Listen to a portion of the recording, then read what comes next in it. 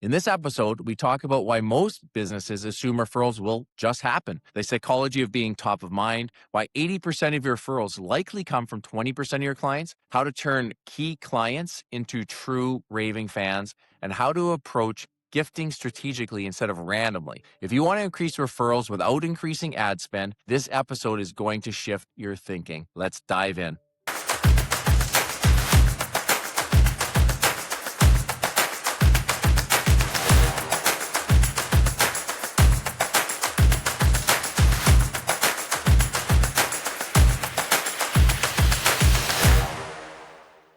Hi there, Dean. Hey, thanks a lot for joining us on the Constructing Profits podcast. How are you doing today?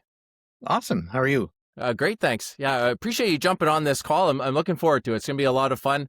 I think we have some interesting insights to be able to share with our contractors and home service type business owners. And we have a bit of an interesting past that we'll be able to share. Hopefully, we can get into that right out of the gates here, just how we even know each other, and then really what the point is of our discussion today and what the problem is that we're trying to solve. So how about, Dean? I'll just turn things over to yourself. If you could introduce yourself, and then just in a simple term or simple phrase, what is the problem that we're trying to solve, that you do through your business, and then we'll get into it. Yeah, sure.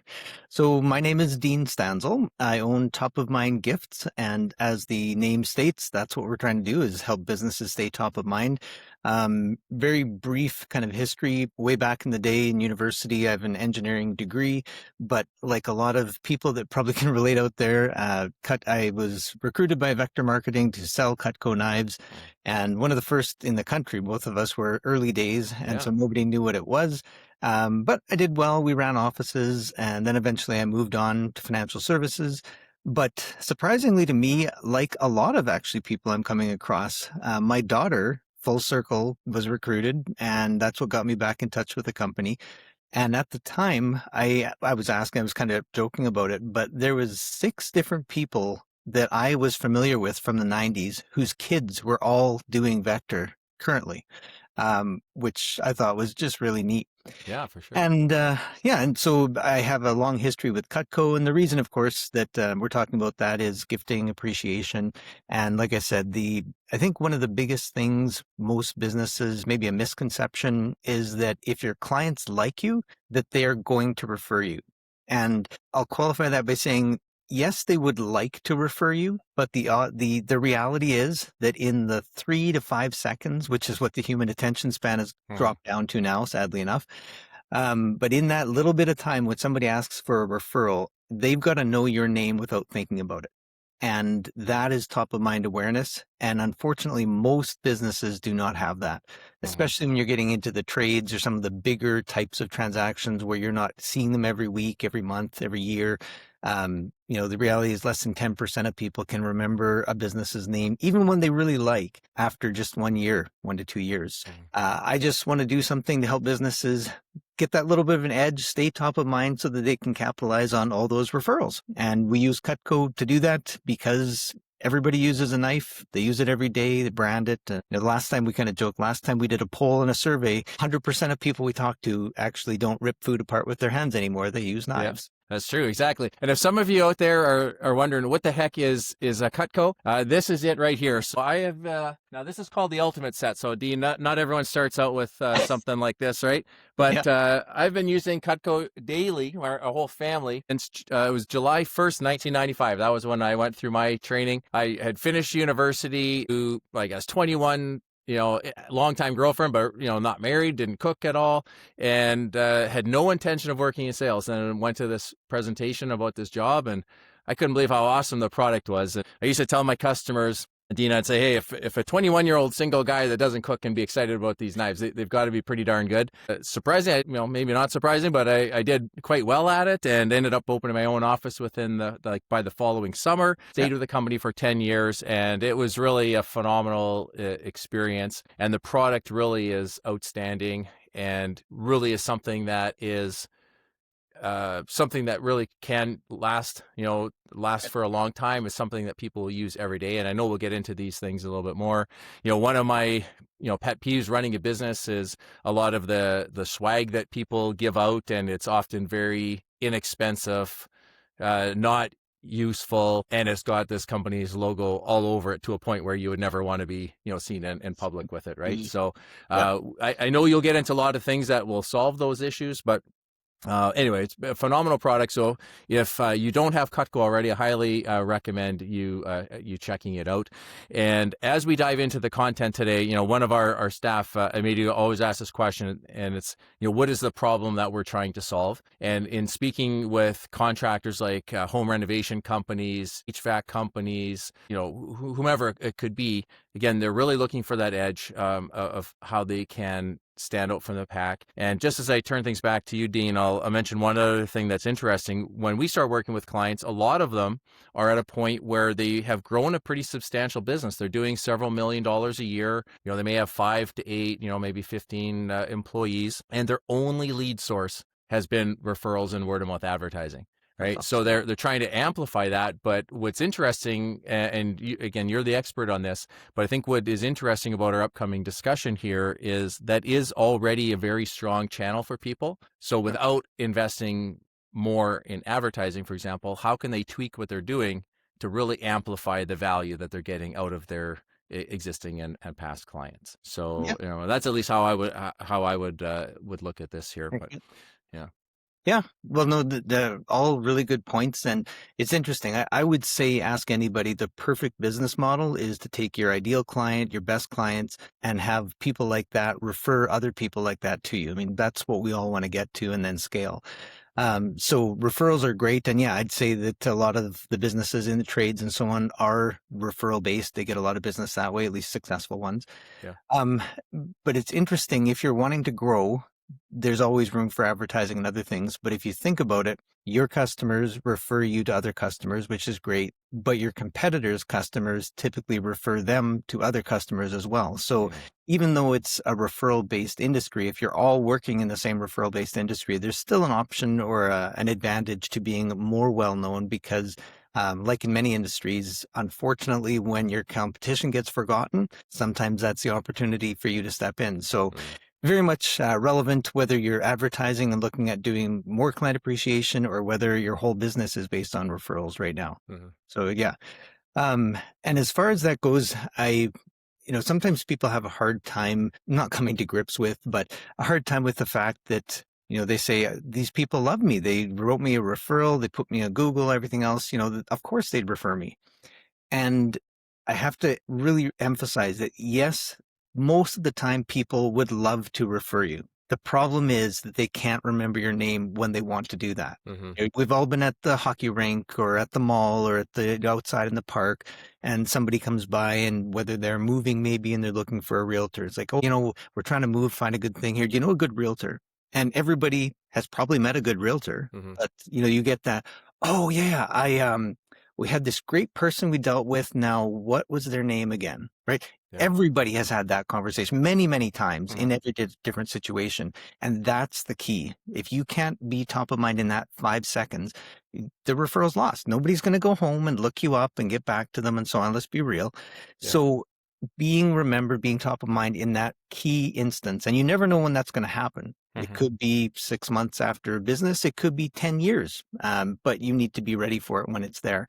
And that's where we come back to what can actually make you top of mind. And that brings back the Cutco. I think we were talking before, and I'd said to you, my business top of mind gifts, and like you, I was a pre-20-year-old with like $1,000 set of knives. It was kind of funny in and of itself.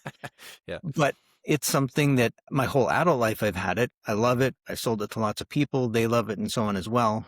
And it is guaranteed forever, which is pretty cool. But everybody uses them and they use them all the time. And it's very hard to find a product where that's the case, where you've actually got something day in, day out, year in, year out for the rest of somebody's life they're actually going to be looking at. I mean, if you think about branding or advertising, how much would it cost to have a radio ad running every day for the rest of your life or those kind of things? So it's strategic, and I was going to joke earlier, this podcast is not endorsed by Cutco or not sponsored by Cutco. There's no vested interest here. It's just a great product. But we use Cutco because, again, it's going to last. It's non-consumable. And unlike a lot of those things you mentioned, we kind of all know where they end up and what's the value, what's the ROI from a business standpoint on doing that. I like the idea of giving something to everybody. Everybody's equal, everybody's important, and so on, which is true. But let's also be real about the 80-20 rule, right? The majority of your business that you do and that you probably get referrals from are from a relatively small number of your clients. Mhm. And that means that should you be spending the same amount of money, time, effort, appreciation on everybody across the board? Or does it make sense to not give everybody a 30-cent pen, but rather pool up that money and try and really reward the people that are the most valuable to your business? Yeah, that's a great point. And I don't know if this is an official term, but where I coined it, but I've used the term of sneezers. You know, I would consider myself a sneezer. And what I mean there is like when I work with someone or know of someone that I really feel is good at what they do and they offer good value, I go out of my way in a lot of times to refer these people to other potential clients. And maybe these other people didn't necessarily want me to be as enthusiastic sharing it, but again, I'm going out of my way because again, I feel that these people would benefit. But I can recognize not every company's client is going to be that enthusiastic, even if they are over the moon with the quality of the kitchen renovation or whatever it may be, right? They just may not go out of the way to do so, right? To share that. Yeah, but at the same time, I mean, people are different. So yes, you have different levels of enthusiasm from different people, but their circles are typically similar to themselves, and they also know the people they're talking to. So the fact that, Mary Smith, who barely cracks a smile or barely talks, actually says, yeah, this cabinet company, they did a good job.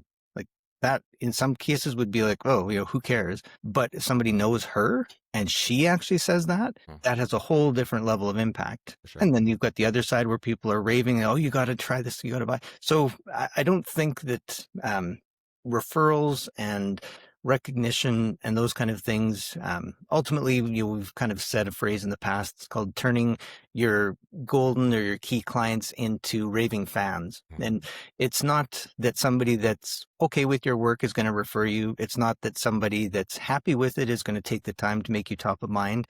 It's the people that have gone beyond that will, like you said, actually make an effort to refer you and look for opportunities. And those are the ones that we want to really focus on because they're worth 80 to 90% of your business. Definitely.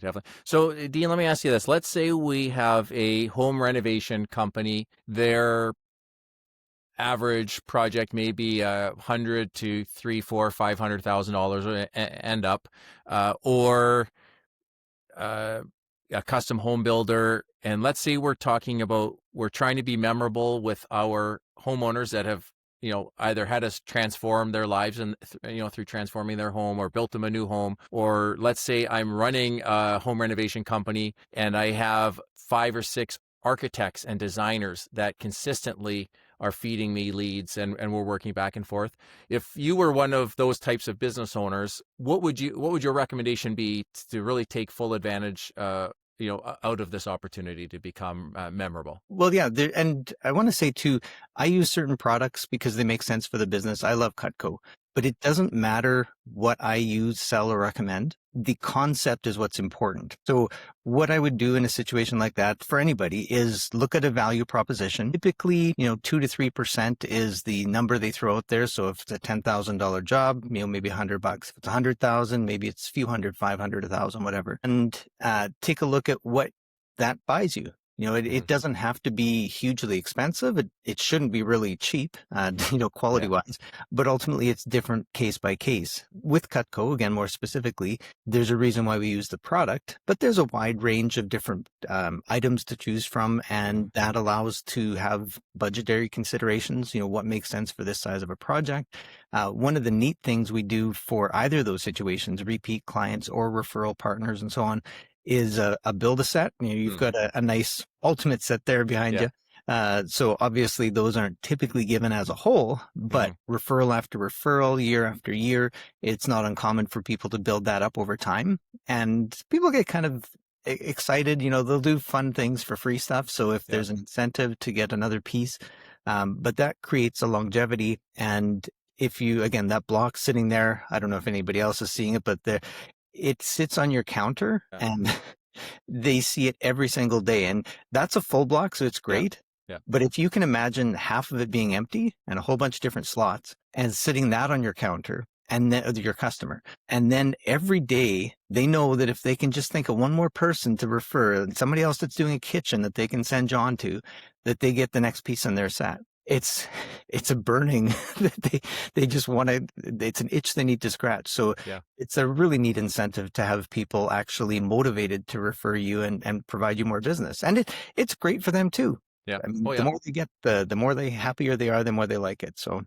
Yeah, that's a great point. Yeah, it's not like, hey, what can we give someone to milk as much as we can out of them? It's truly a win-win for everybody. And yeah, we've actually done that for some of our clients as well, where we'll just start them off with a chef knife or the trimmer and spatula spread or something like that, right? And then yeah, you can build up. But yeah, for anyone that's new to Cutco, what's interesting once you have it, and you're in your home, people say, "Oh, you've got Cutco as well. How long have you had it?" And it's often a conversation piece. And then the next question, like, "Oh, how long have you had it? How did you get it?" They're like, "Oh, that's awesome. The company actually redid our kitchen.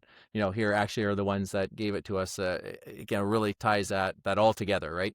It makes it memorable. and the interesting thing about that is it may be they just did our kitchen, Mm. but there is an awful lot of times where that's not 6 months after you did your kitchen. That could be 6 years Oh, after. yeah. It could be when the kids have moved out and they've already got, they did it 15 years ago and we've still got our knife. So Mhm. that's the kind of longevity and branding that is so valuable, in my Mhm. opinion. Yeah, no, it's a great point. And I want to pause on one or stop on one point just for a second here. And I notice the book you have behind you, Giftology, but Mm. a common question here would be, okay, Dean, how do we personalize this? Should on the front of the woodblock, should it be like, thank you by Lionel Johnston or our company's names, should big branding, like put our logo on every single piece? Should it be the family's name? Should it be something different? What are your thoughts there? And yeah, how do we determine, I guess, whether it should be our branding Yeah. or something different? Well, I definitely think Lionel Johnson is the best. That should be on every piece and every block because that just goes without saying. But of course, Agreed. Yeah. Yeah. Yeah. it's interesting, especially in the last few years. There's maybe started to be a shift, or more so, years, decades gone by. It was marketing. It was my name, my phone number. It was telling people who I was and how to get in touch with me. It was sales.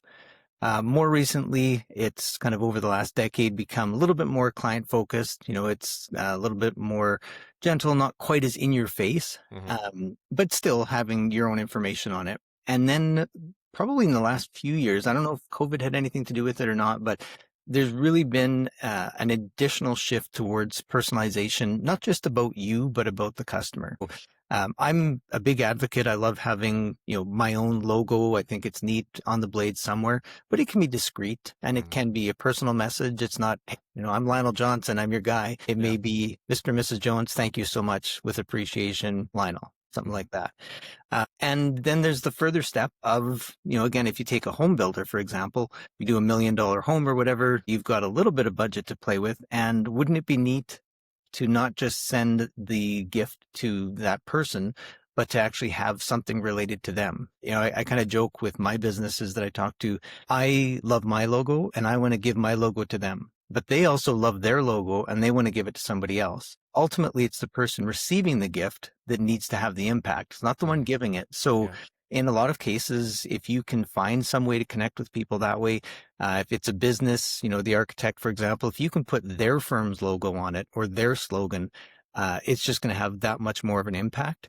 And ultimately, again, there's the warm and fuzzy part of it, all the reasons why we do things well, but strategically, there's a benefit to it as well. Yeah. And I know when we spoke about this before our recording here, you brought up a really good point that, as much as we're, again, trying to be memorable and stand out, and maybe we're putting the emphasis on the receiver, there is also a time and place for advertising, of course. Like I run 2 marketing companies, for example, like that. So again, there is a time and place for that. So yeah, there could be times where I would want to have our company's information, maybe if it's more of a giveaway or something like that, or some sort of lead magnet, that could make sense. But again, if we are truly gifting someone, then let's make it theirs rather than my advertising. And on that front, I think, you can take the same words, the same information, and it can be done really classy and it can look awesome and be a positive reminder.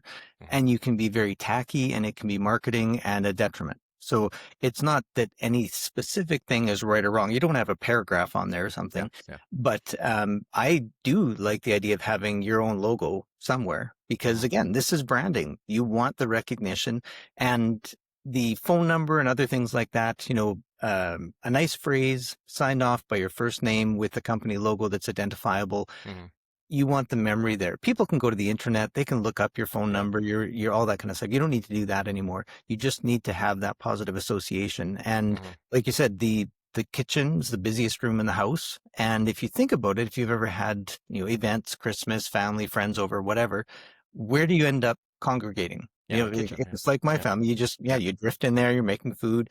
And it's a very natural and organic way to start a conversation because it's just like you said, they see it, they recognize it. Maybe they don't. Maybe you've got, maybe your beautiful logo on there, or maybe it's a white handled Cutco like you've got something Mhm. that's different and begs the question and starts a conversation about you without you even being there and totally in an Good point. So I know there's at least one other product that would be good to be able to talk about that complements our Cutco discussion as yeah, well. So how about you talk about your evolution in your own business life there with yeah, Cutco and some other things and what you're working on now, and then how if Cutco is or isn't the right. Again, this isn't an infomercial on Cutco, right? yeah. This is just one example, right? You may be able to find something else, but what else can we do to be special and show our thanks? And if I can, Dean, I want to share one funny story.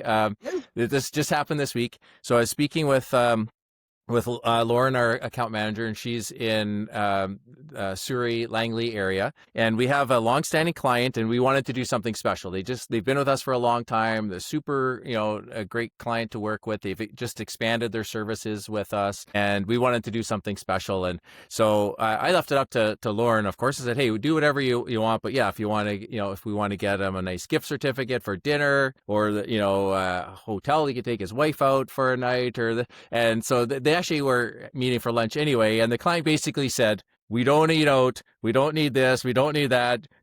Just give us $100 discount." And he was over the moon. That was all we did. We aren't normally big on discounting, but we tried so many different things to find something special, and we just came up short. But he was super happy. So in that case, he got what he wanted. We were able to share our thanks and have some laughs, going through the process I as know well. But an I want to share that. interesting thing on that note itself is if you were to describe and break down the perfect gift for somebody to receive in the moment, cash is the best by far. I Yeah. mean, everybody uses it. They will use every single penny of it. It'll be 100% consumed. That is the perfect gift for the receiver. It is also the worst gift for the person giving it because there is no memory. There's no Exactly. talking. Yeah. It's gone. Yeah, that's a I good mean, point. and it's gone a week later, right? They've eaten Mhm. their meal. Sorry, but unless they get indigestion the next day, they're not thinking about you anymore. Yeah. So this is a nice handoff where you've got something that they can appreciate, but at the same time, it does have a long-term benefit. Because again, we're in business. Yeah. It's great to give away money. Everybody like it, but it's interesting that just because it's great for them doesn't mean it's great for you and vice versa. And there's oftentimes a happy medium. And this, I was just going to show you, like you've shown the knives. This Yeah. is the kind of thing that we do with Oh, the sweet. branding. Yeah. So, we put the logo on there. This one, I don't know if you can see it close enough, Yeah, I but can read it really well. Yeah. Yeah. yeah, thanks for spreading the word. I love being Uh, corny with knives. Like you'd yeah. said earlier, I'm not sure if you picked up on it, but you're like, we want to give these guys the edge, maybe Oh, yeah, I caught that. Yeah. Yeah. cutting edge, right? Yeah. Yeah. That kind of stuff. So yeah, that's one thing. And then just last year, I'd come across funny, kind of situation where I'd run into a guy who had seen Cutco in the form of a pop-up card. His wife worked with a guy who does pop-up cards, and he thought, oh, I'm in gifting. That'd be kind of neat. And he'd done an actual Cutco knife pop-up card, which I showed you. Yeah. And so he introduced me, and I thought it was neat. And then I started looking at the company, understanding a bit more. And we've all gone back into childhood. We've seen a pop-up, probably understand what it is, and it's fun, makes you smile, makes you kind of go back. Mhm. But they're typically generic. They're designed for a certain purpose. They're mass produced, maybe events. But this company did something different. They've actually designed a process, so using kirigami, which is a Vietnamese art form, to develop and build the models to spec. So I want to show you this from a contracting standpoint. Okay. I can look at that. Wow, look at that. Like, that's a pretty cool Yeah, really neat. pop-up. Again, we're dealing with tradespeople, so I picked out a couple that are more trades related. This one is actually from a company that does solar panels. So Oh, wow, their look at that. house is really nice, but it's got a solar panel on it. And so that is a step up. And it's honestly, we're the only company that does it in North America, which is pretty darn neat. So you can get pop-ups, but you can't get them custom built like the way we do. And then we also do business cards, and the coolest business card ever is a pop-up Oh, business. yeah, that's awesome. So there you go for all you Yeah. tradespeople. The trucks one, and then you can get more creative. I always throw this out that for any plumbers out there, I think the perfect pop-up is a toilet. Yeah. Because again, it's thematic. It's not Yeah. putting your name out there. This one is the extreme. This is my personal new business card. Hey, everybody, it's Dean. So yeah, you really can build anything. And that all comes back to being memorable. I mean, the pop-ups are a huge step up. They're laser cut, handmade. So they've got all those benefits. But then when you can add in a theme, whether it be animals, buildings, music, you name it, we can build it. And that makes it even that much more special and personal. And we all know where business cards go. Yeah. A big round bin in the sky. And if you think about getting a business card, a pop-up card like that as a business with a storefront, people are going to pull it out and they're going to put it on their counter just because it's cool. Yeah. Right? For no other reason. And to be able to give somebody something that brings them joy that they will then tell other people about because it's fun and bring you up in a conversation where you would never come up otherwise. Those are so powerful because they have that kind of non-threatening awareness or non-threatening situations where people can go, oh, I can talk about it. I can say it's okay that I'm looking to buy something because nobody's here to sell me. Great.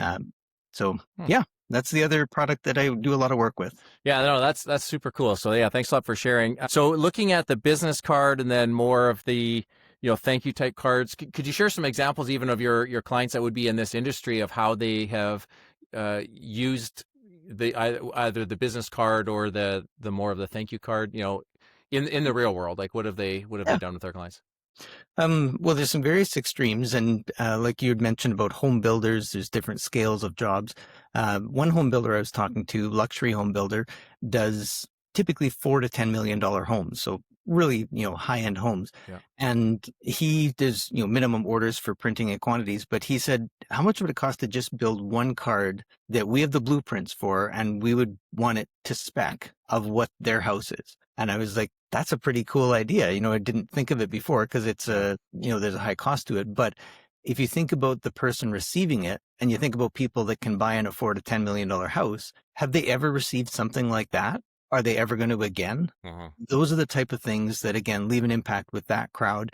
And they do tell other people about it. It's a bragging point, so to speak. So on that one extreme end, there's the really specific niche areas. On the flip side, maybe trade shows, things like that, where people are going, showing their business, their company, their wares.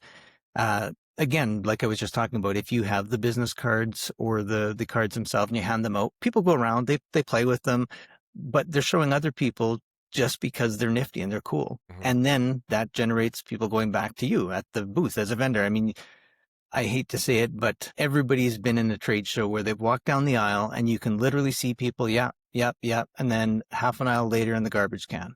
Yeah. It's such a waste, and there's other issues with that too. But yeah, why spend money on that knowing that that's going to happen? And we do. I mean, when I talk to people and like, what's going to happen with those pens or those notepads? Well, they're probably going to get thrown out. It's like, well, if you know it, then why are you doing that? That's just so counterintuitive when you could do something that is valuable. Yeah, I agree. And that's always been my hang up with buying, swag for lack of a better term. But, I often ask the, question of who cares, right? So if we're buying something and giving it to someone and like, well, who's actually going to care about this? Well, nobody, because it's junk. Well, yeah, exactly. Why are we doing this? right? Yeah. So again, if we can, take it a little bit higher, be more special, be unique, that makes a big difference. And one thing that I've learned or heard from you as a theme as well is you were speaking, and this totally translates to a lot of contractors, especially when they're higher ticket, right? If they're 5, 10, 20,000, hundreds of thousands of dollars, but the goal is, and this is what I'm taking from you, is that you're giving examples that are more like a rifle approach rather than a shotgun approach. And what I mean there is that you are targeting the specific clients that you want to show your appreciation to, that can help refer you in the down the road, rather than, hey, what can we have that's affordable that we can give to everybody? And it's the same thing for luxury home builders. Like they don't want every lead in their region. They want the people that actually have an appropriate budget, they appreciate quality, they have proper expectations. So again, it's not, they're not trying to be something to everybody, right? Again, they're Yeah. just trying to really speak to those specific, perfectly And you primed, don't. identified clients are. Yeah, no, exactly. And not only do they not want, I mean, everybody wants good referrals, good quality. They don't want to have tire kickers. Hmm. But at the same time, if you step back from the business, everything we do is strategic. It may not seem like it, but there's just little things here and there that make it that much more effective. And even the way it's delivered, like I've done scripts for people on, if they want to, how to give the gifts. So it's not about, you can take a knife, you can take any product, good, bad, or otherwise, and I can say, hey, Lionel, I just want to say thanks. Here's a knife. It's like, well, what does that do? Does that any better? No. But if I say, you know what, I've had these my whole life. I used to sell them. I love them.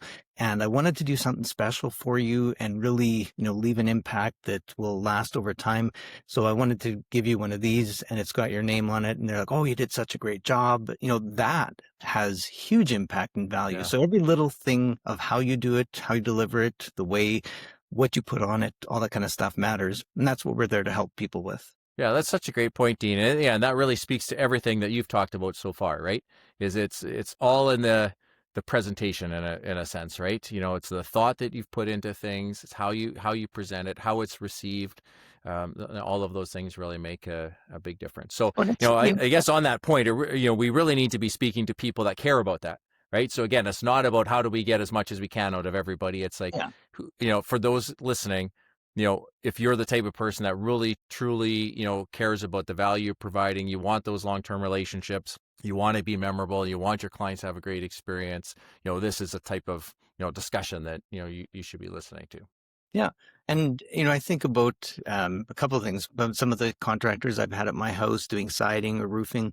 And it's funny that, they did a great job. Unfortunately, for a couple of them, I can't remember their name because it was a decade ago. Yeah. But it's little things like, they went around and made sure they picked up all the extra nails, stuff like that. Little things that leave sometimes the biggest impact. And that reflects in everything, in the way you do the job, the product in the end, the way you do the service, the rewards or gifts, the way you show appreciation. And that in turn comes back. People, human nature, we have a sense of reciprocity. So if I do over and above and beyond and make you feel extremely special with your job, you're going to want to refer people to me. For sure. Yeah. Sure. Well, it's been a great discussion so far, Dean. And just before we wrap up, can you think of, is there any other, key message that you'd like to be able to share for any of those, contractor and home service businesses out there, the business owners, and anything that we haven't talked about so far that you think would be really critical to leave them with? Well, a couple of things that are less on this topic, but that I've talked to lots of contractors in the past too. And I think, like in a lot of businesses, if you understand the value of what you're doing, the quality of what you're bringing, then price should never really enter into the conversation. I know sometimes, it's a race to the bottom. Well, I'll save you a bit of money here, cut this down there. But if you're providing value, if people understand, if you're educating them and then providing that higher level of service that justifies the cost, it's just something I think a lot of businesses, especially newer ones, need to keep in mind that it's not always about price. And in a lot of ways, it's not even about price. It's about things around that more. So price becomes the last issue if it's done right and marketed and you've got a quality product or service. Yeah, right on. Well, yeah, thanks again so much for sharing all of your insights today. So if people want to find out more about you, Dean, I know you're a big networker, and we also bumped into each other after a couple decades on the pickleball court, and that was my introduction to pickleball. And when we were in Kelowna, my oldest daughter's now crazy about it. But yeah, if someone wants to talk to you more about top of mind gifts, and even learn more about how Cutco could tie into their business or your cards or anything else, where would be the best place for people to go to be able to find you? Yeah, well, my website is topofmindgifts.ca, just like the name. My email, dean@topofmindgifts.ca. It's pretty common thread and theme through there. I'm also the kind of person I likes to answer my own phone. So if you want to give me a call, feel free. It's 306-229-6411. And I'm really all about helping people. So if somebody out there wants to pick my brain a bit or have some questions or book a time to chat, it's not sales oriented. I'm just happy to help. So if I can do anything for anybody, just let me know. Yeah, no, that's great. And I can attest to that, because I know even since we reconnected, we've had several discussions like that, just about how each of us, can help each other out, and who can we introduce each other to. And then, the idea of this came about. But anyway, thanks again for taking the time today to be able to share more about your insights on becoming memorable and helping our clients really have a truly special and unique experience with our businesses. I really appreciate it. And thanks to everyone for listening. I'll look forward to hearing more comments from everybody. Thanks again, Dean. Thanks. Have a great day. As a business owner, do you ever get the feeling that something is just off in your business? Sometimes it's hard to put your finger on it, but it's almost like we're just getting half of the story. Well, that's exactly what it's like to not have a strategic sales and marketing strategy in place. If you would like to have a team dive into your business, find all of the things that you're doing really well at, areas for improvement, what order of importance all of those action items should be in to be able to impact revenue and profit in your business, please go to constructingprofits.com and book a strategic consult today. Finally, I'd just like to say thank you very much for listening to the Constructing Profits podcast. Assuming you found a lot of value today, and I really hope that you did, please share it with a fellow contractor who's looking to aggressively grow their business. We'd love to have a conversation with them. Now, in this episode, we shared actionable insights. We're not saying things just for shits and giggles. We want you to be able to get some nuggets and actually apply them to your business right now. So think about this past episode. What was the one thing that you could implement in your business today, and go and do it? Okay? So let's build strong, let's build smart, and let's build a profitable business. We'll look forward to seeing you in the next episode.